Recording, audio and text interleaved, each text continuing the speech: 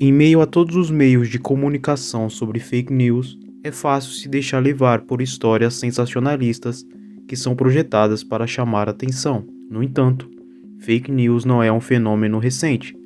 Na verdade, isso é tão antigo quanto a própria civilização e tem suas raízes na distribuição convencional do início da impressão. Seja muito bem-vindo ao Caspian Report Brasil. Em março de 1475, na cidade de Trento, no norte da Itália, um pregador de nome Bernardini fez sermões nos quais afirmava que a comunidade judaica local havia assassinado uma criança, drenado e bebido seu sangue para celebrar a Páscoa. Enquanto o horrível rumor se espalhava, o príncipe-bispo Johannes Hindenburg explorou a situação para fortalecer a sua autoridade no local. Ele canonizou a criança assassinada como São Simão de Trento e atribuiu centenas de milagres à história. Além disso, o príncipe-bispo culpou toda a comunidade judaica da cidade, e no processo de perseguição, mais de uma dúzia de pessoas foram queimadas na fogueira. Esse evento inspirou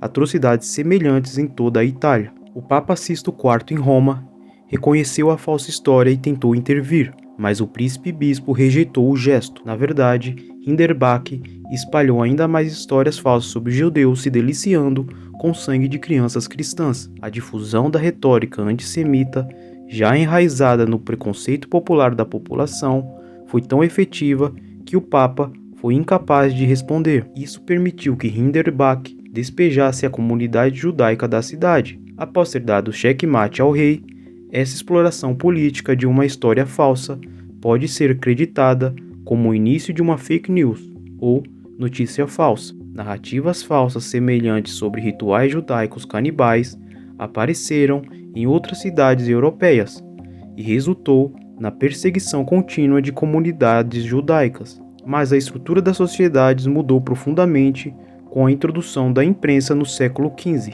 A máquina mecânica móvel de Johannes Gutenberg permitiu a circulação irrestrita de informações. Dentro de um século, a alfabetização aumentou em toda a Europa e a nova classe média emergiu, o que quebrou o monopólio da elite política religiosa. Devido à imprensa, o público passou a confiar em relatórios que vazavam para obter notícias precisas. Em Veneza, os governantes engenhosos exploraram a situação propositadamente, vazando falsos relatórios para enganar seus inimigos. Foi uma das primeiras tentativas de usar histórias falsas e vazamentos para ganhos políticos. Apenas no século XVII, editores europeus começaram a verificar as fontes e mencioná-las como notas de rodapé. Muito disso foi devido ao julgamento de Galileu Galilei em 1633, que encorajou cientificamente notícias verificáveis. No entanto, à medida que a impressão se expandia e as notícias circulavam com mais eficiência,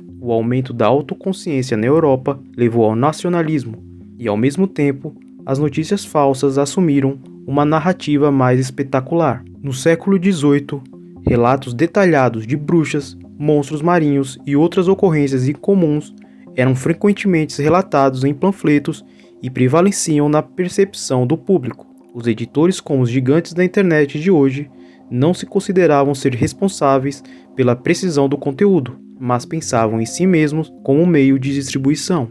Neste contexto, o grande terremoto de Lisboa de 1755 rapidamente tornou-se uma das mais novas e polêmicas histórias da história. O desastre atingiu a cidade em um feriado religioso. Como resultado, as autoridades católicas culparam o terremoto em retribuição divina, enquanto filósofos do iluminismo procuravam explicá-lo por meios racionais. No período seguinte, os dois grupos competiram uns com os outros pelos corações e mentes do público, apresentando suas próprias versões da verdade. A disputa de informações criou toda uma nova categoria de notícias falsas, onde a igreja afirmava que os sobreviventes deviam suas vidas graças à Virgem Maria, enquanto Voltaire, uma das principais figuras da era iluminista, contestou tais narrativas. Essas perspectivas contraditórias confundiram as sociedades europeias. Ainda mais notícias conflitantes surgiram no rescaldo da Guerra dos 30 Anos. Em 1761, a cidade francesa de Toulouse passou por uma grande disputa quando o filho de Jean Cala que era uma rica família protestante, se suicidou.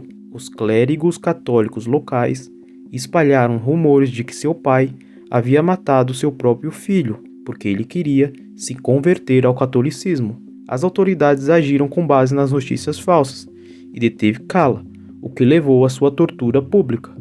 Primeiro, seus membros foram esticados, então ele foi amarrado a uma cruz, onde cada um de seus membros foi quebrado 2 vezes. Em seguida, cerca de 17 litros de água foram derramados garganta abaixo. Kala morreu, mas manteve firmemente sua inocência. A sentença horrível e violenta chamou a atenção de Voltaire, que mais uma vez se viu na vanguarda da luta contra as falsas notícias religiosas. Os esforços intelectuais de Voltaire geraram protestos contra a tortura e a execução, bem como contra as histórias falsas. Como resultado, as notícias falsas assumiram uma forma diferente no rescaldo da Revolução Francesa. O extenso déficit orçamentário do governo foi exposto ao público por diferentes campos políticos, distribuindo histórias conflitantes. Cada fração tinha seus próprios panfletos, que citavam números diferentes e culpavam figuras diferentes em uma situação comparável às de hoje. O público ficou confuso e as pessoas tiveram que confiar em suas próprias habilidades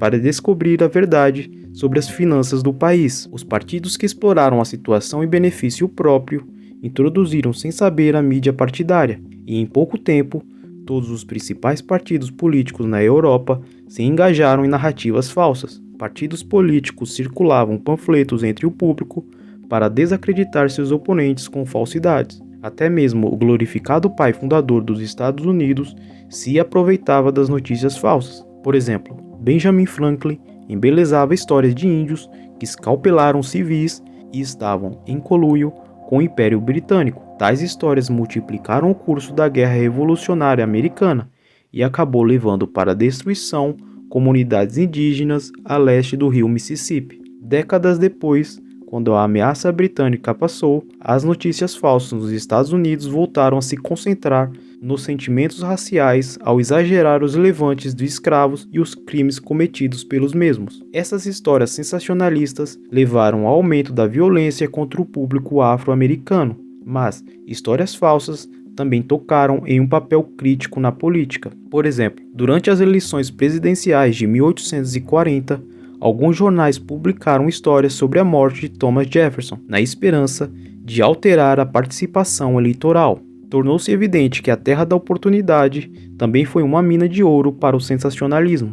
Na década de 1830, à medida que a tecnologia melhorou e a produção em massa de papel barato tornou-se possível, surgiram os jornais modernos apartidários. The Penny Press, como eram conhecidos, eram jornais baratos estilos tabloides que cobriam crimes, esportes, comédia e fofoca. O propósito era principalmente entreter os leitores. Além disso, o modelo de negócios do Penny Press tabloides eram dependentes de anunciantes, em oposição às taxas de assinaturas dos jornais partidários. Esse plano comercial contava com a circulação de itens para impulsionar as vendas. Os novos tabloides embelezavam as histórias acrescentando falsos detalhes. The New York Sun foi um dos primeiros tabloides de baixo custo da imprensa, e seu plano de negócios tornou-se um modelo padrão depois que sua circulação disparou após a grande farsa da Lua. Em uma série de artigos publicados em 1835, o jornal afirmava a descoberta de uma civilização alienígena na Lua. À medida que a série avançava, o jornal acrescentava mais detalhes à história, e no episódio final, apresentava criaturas semelhantes ao homem que fornicavam em público. A série foi uma sensação. As pessoas se aglomeraram para comprar a edição do dia do The New York Sun, e a circulação de jornais aumentou de 8.000 para 19.000 exemplares. Passou de um pequeno tabloide iniciante ao jornal mais lido do mundo. Depois que as histórias se revelaram uma farsa, a circulação do The Sun diminuiu ligeiramente, mas ainda permaneceu alta. Essa experiência criou um modelo para os jornais tabloides de hoje e mostrou os prós e contras da estratégia comercial de notícias falsas e o porquê ter ressurgido na era da internet. Para um exemplo moderno, embora a maioria das histórias da Penny Press fosse relativamente inocente, às vezes, no entanto, incitava a violência. Por exemplo, em 1844, um jornal anticatólico na Filadélfia afirmou que uma gangue irlandesa local havia roubado bíblias de escolas públicas. A história atraiu a atenção das pessoas e levou a ataques violentos contra igrejas católicas. Essas histórias sensacionalistas continuaram até o final dos anos 1800, no período que antecedeu a Guerra Hispano-Americana. The Morning Journal era um jornal que pertencia a plutocratas como Randolph Hearst inventou histórias que ajudaram a impulsionar os Estados Unidos para um conflito. O The Morning Journal afirmava que autoridades espanholas e Cuba estavam cometendo atrocidades. Quando o correspondente dos jornais em Havana telegrafou que não haveria guerra, Hearst respondeu que forneceria fotos e disse: "Eu fornecerei a guerra." Hearst publicou desenhos falsos de funcionários espanhóis revistando mulheres americanas, que na época era considerado uma grande injustiça. A história falsa inflamou o público e Hearst conseguiu a guerra que queria. Esta técnica de usar falsos especialistas, entrevistas falsas e escândalos exagerados para despertar simpatia e coragem tornou-se conhecido como jornalismo. Em março de 1913, o presidente Woodrow Wilson convidou jornalistas para ouvi-lo falar. O que seria seguido por perguntas dos repórteres foi a primeira conferência de imprensa.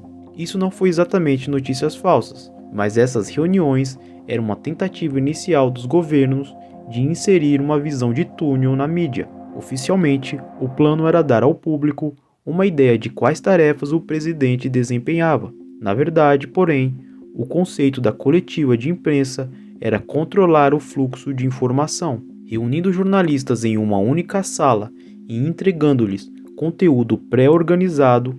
Funcionários do governo encontraram uma maneira de distrair repórteres de espionagem. Tão real as investigações podem tropeçar em histórias e vazamentos autênticos. Considerando que uma coletiva de imprensa era um conteúdo pré-empacotado que era irrelevante para impedir ainda mais o jornalismo investigativo, as conferências eram geralmente realizadas às sextas-feiras. Isso era, e ainda é, para desencorajar pesquisas e investigações abrangentes por parte dos repórteres, que iriam, em vez disso, querer aproveitar seus fins de semana. A coletiva de imprensa efetivamente se transformou de uma plataforma de atendimento para uma extensão da propaganda política do governo. O resultado final foi um conteúdo pré-empacotado que foi mal pesquisado, mas ainda atendeu às necessidades do público, como jornalismo amarelo e notícias falsas continuaram a atingir o público.